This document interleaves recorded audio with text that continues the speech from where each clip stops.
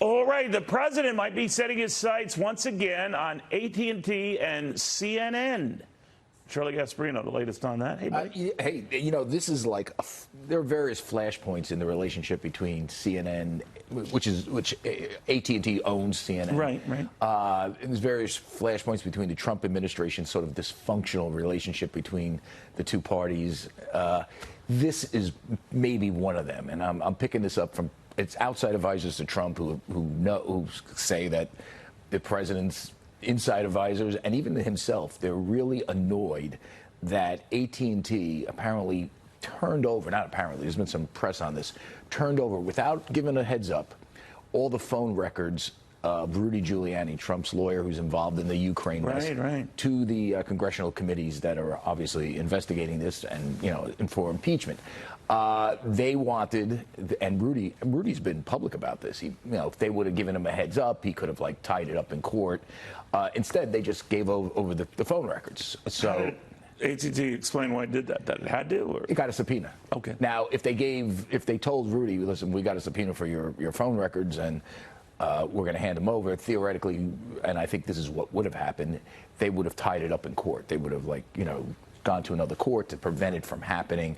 At least that's what people are inside. The phone records wouldn't include the voice, who he was calling. And right. So, but anyway, whatever it is that they got, it's really annoyed people in the Trump administration. And what we do here is, you know, Trump has in the past called for boycotts of AT&T. Again, he's being advised by outside people, call for another boycott. They're most vulnerable on their direct TV subsidiary, the satellite cables, the satellite TV provider of content, which is, people are like cutting the cord on this thing or cutting the satellite cord left and right. It's not doing very well.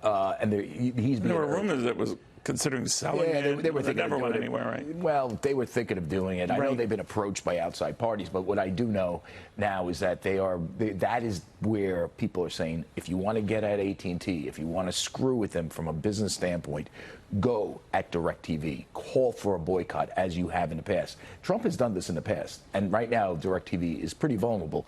As I said, losing subscribers, it's a trouble problem. Should a president do that? Now, that's a whole other story. You're asking my opinion. I don't think so, but, you know. But there are no laws against it. There's no laws against it. Listen, if he said, listen, we think this is a horrible company. We think they don't do the right thing. We think CNN is pathetically bad.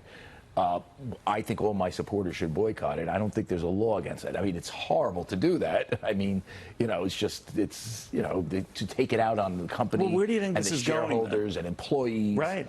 It's really bad. You know, I don't know. It's too early to tell. I do know it may just pass. I mean, some of the stuff with Trump, you know, comes in one ear, out the other. He reacts, and then it dies out.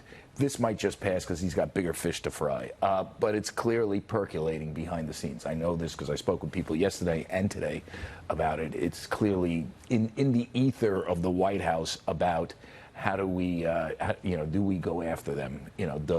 Sometimes it just takes one guy, to whisper in Trump's ear, I think he should do a tweet, and he does a tweet, and, then it all picks up. I mean, by the way, that's how he would do it. He would tweet out, I think my supporters should boycott every AT&T product. The fascinating thing is as much as he doesn't like CNN for its political coverage, the guys running AT&T are like Republican. I mean, by the way, AT&T is a Dallas-based company.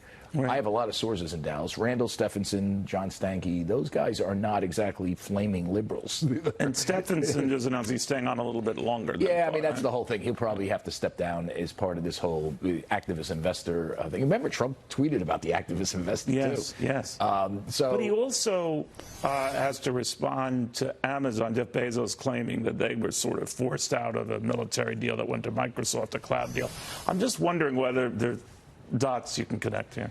Yeah, I just wonder if it matters. I mean, are you going to... The only reason I mentioned Bezos, he owns personally the Washington Post. So right. I'm just saying. Yeah, I mean, listen, this is what he does. Yeah. I mean, there's no doubt that he plays hardball in ways that, listen, is it that much different, though, than the Obama IRS going after conservative groups?